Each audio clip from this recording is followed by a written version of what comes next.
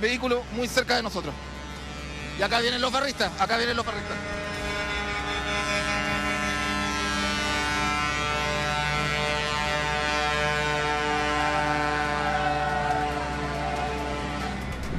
El miércoles 30 de abril, en estos días, periodistas de la radio Bío Bío fueron amenazados en la comuna de Quilicura por estar haciendo su trabajo, por estar cubriendo una noticia de máxima relevancia que involucra a narcotraficantes, barras bravas, bandas rivales, homicidios y secuestros.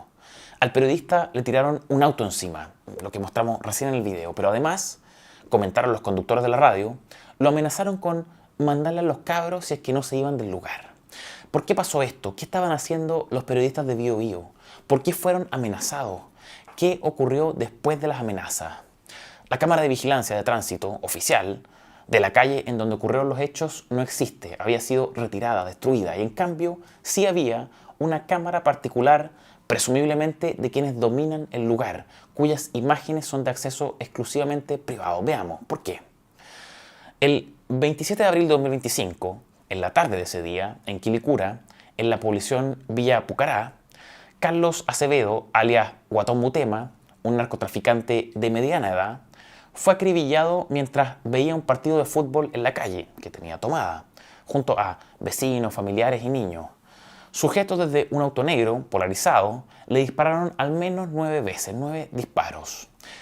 El líder narco, el criminal, fue trasladado rápidamente al CESCOF, al Centro Comunitario de Salud Familiar, al que llegó muerto, sin vida. Habían matado a un narco, a un líder narco, presumiblemente la banda rival. De hecho, la hipótesis que se maneja en las policías y fiscalía es que el homicidio del narco se vincula a un hecho que comentamos en esta columna la semana pasada, al secuestro extorsivo de una mujer de 30 años y su hija menor de edad, ambas familiares de un narcotraficante preso, al que le habrían exigido un pago de 1.000 millones de pesos para la liberación, el que luego fue rebajado a 500 millones. A ver, ¿qué tiene que ver el líder narco acribillado? El Guatón Mutema habría proporcionado información a la banda responsable del secuestro extorsivo y que habría tenido como víctimas a integrantes o familiares de integrantes de la banda que ahora dio muerte al Guatón Mutema. O sea, un enredo entre ellos, pensarán mucho. Un enredo de narco con narco. Que se maten entre ellos. Bueno, la cosa no quedó ahí. En reacción a la muerte del líder narco, su familia, que muy distinta no pareció ser, no halló nada mejor que atacar el centro de salud al cual llegó el Guatón Mutema. Atacarlo, causarle destrozos al centro de salud que estaba atendiendo a otros cientos de pacientes.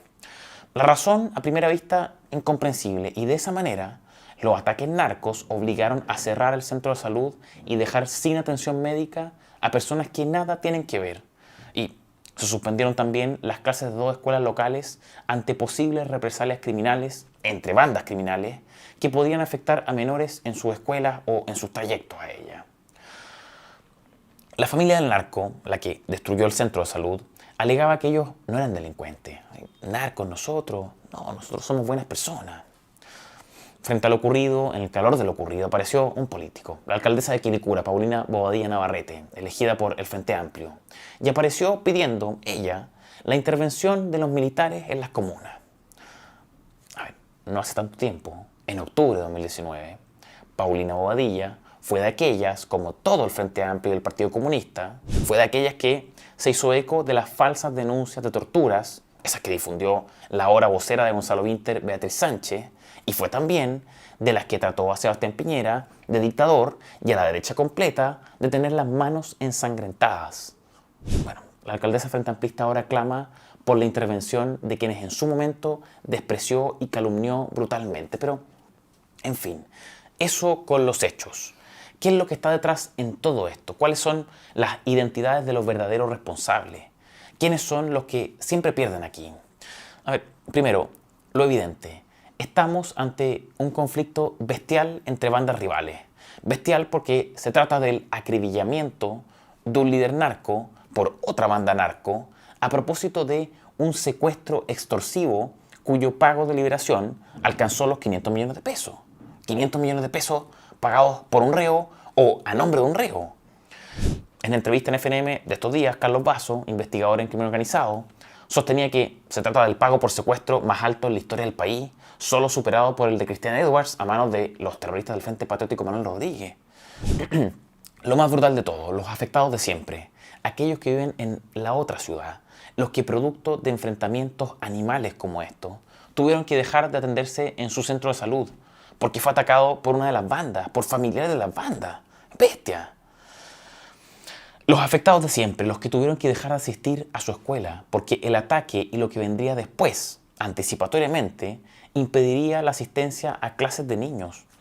Lo que decíamos, se suspendieron las clases en la escuela Pucará de la Sana de Quilicura, porque el homicidio ocurrió justamente cerca de la escuela, pero también las de otra escuela, la escuela Valle de la Luna. ¿Por qué esta segunda? Porque es del sector de la banda que se presume asesinó al líder narco de Quilicura. Y así se van perdiendo en el camino cada vez más y más menores. Todo un círculo vicioso del desastre. Porque niños que no pueden estudiar, no pueden llegar siquiera a conocer que existen alternativas al mundo criminal que los rodea.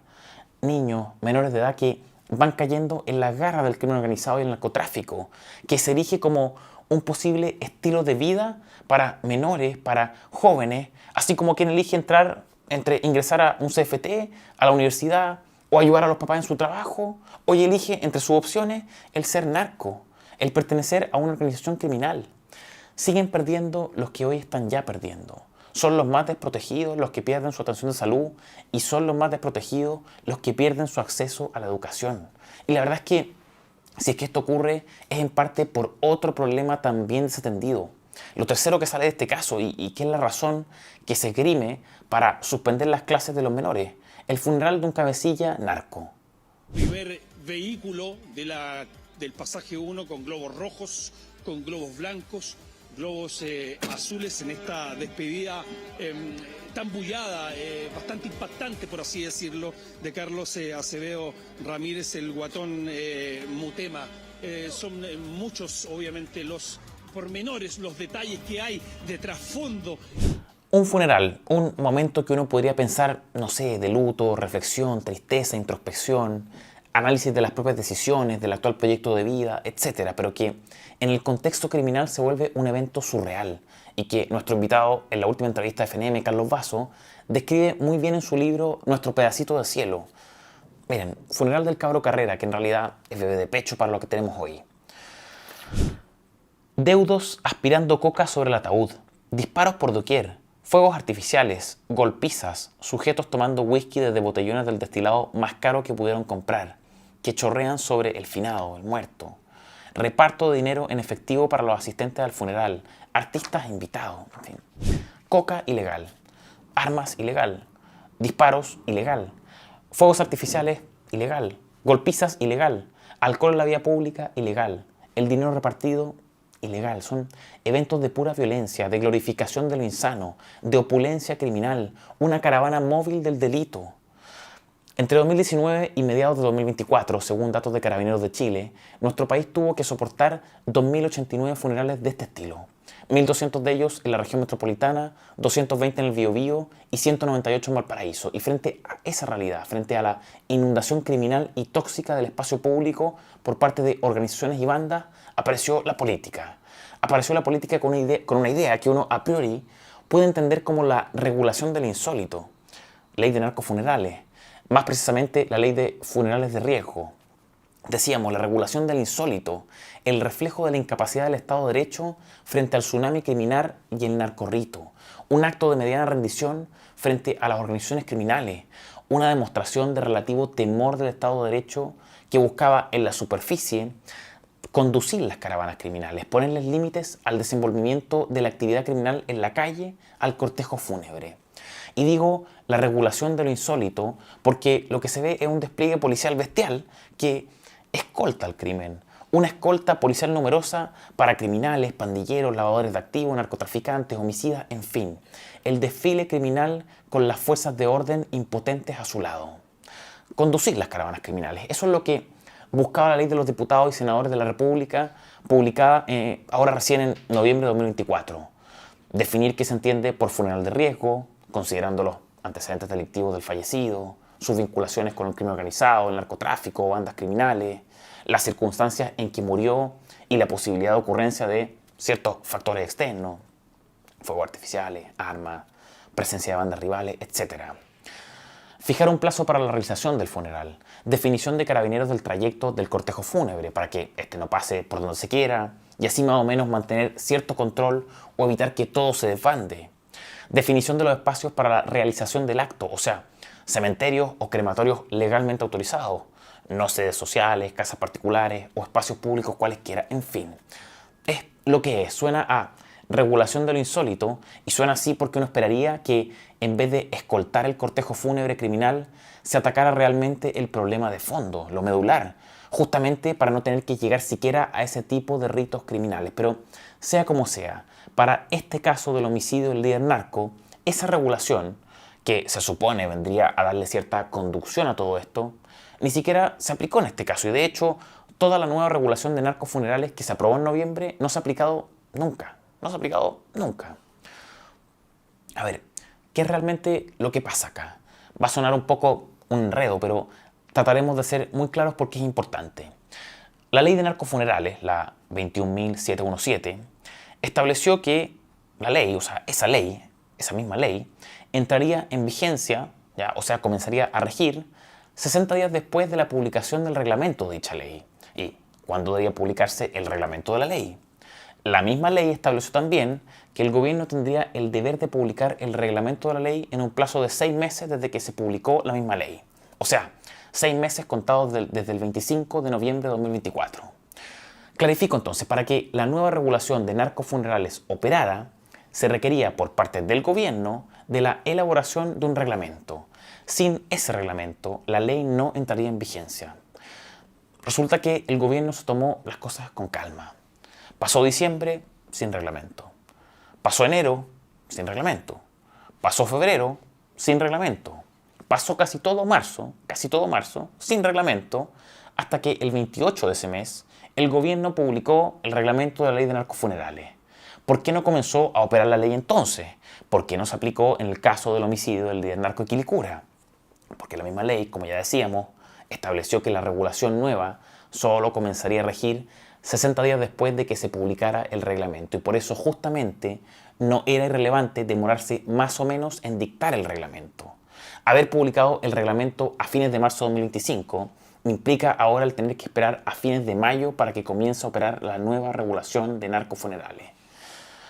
Si es que el trabajo de reglamentación que le corresponde al Ejecutivo, que le correspondía al Ejecutivo, se hubiese hecho velozmente, no en 4 meses como lo hizo, la ley podría haber estado plenamente operativa a fines de enero y no a fines de mayo.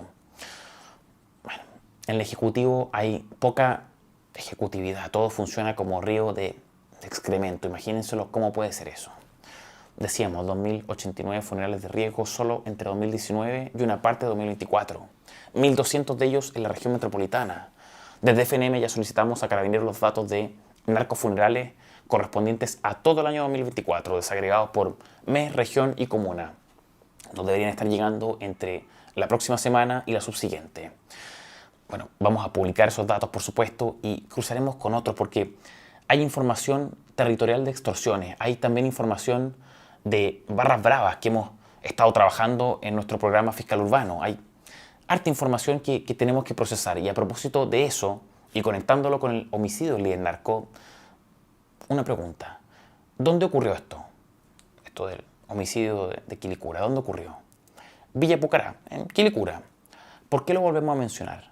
¿Por qué lo preguntamos? Porque se trata de un punto de dominación de un piño de la U, un grupo barra brava de la Universidad de Chile, la Pucará. Esa misma que mostramos en el video al comienzo, que pasaban en buses siguiendo el cortejo fúnebre, con banderas del equipo, cortejo liderado por una carroza de marca Maserati, o sea, la opulencia criminal. Bueno, todo eso lo tocamos en nuestro último capítulo de Fiscal Urbano y a propósito de lo cual se nos envió nuevo material por parte de quienes nos vieron. Nos enviaron material valiosísimo que prueba la existencia de piños barras bravas también en la comuna de Lo Barnechea, en Cerro 18, Colo Colo específicamente, en Cerro 18 Sur. Agradecemos el envío de esa información y les pedimos por favor que sigan enviándola, que nos informen con fotos y videos de lo que está pasando en sus comunas con este problema. Envíenos al correo info@fnm.cl, lo repito, info@fnm.cl. Nosotros la estaremos recibiendo y recopilando para trabajarla en futuros programas.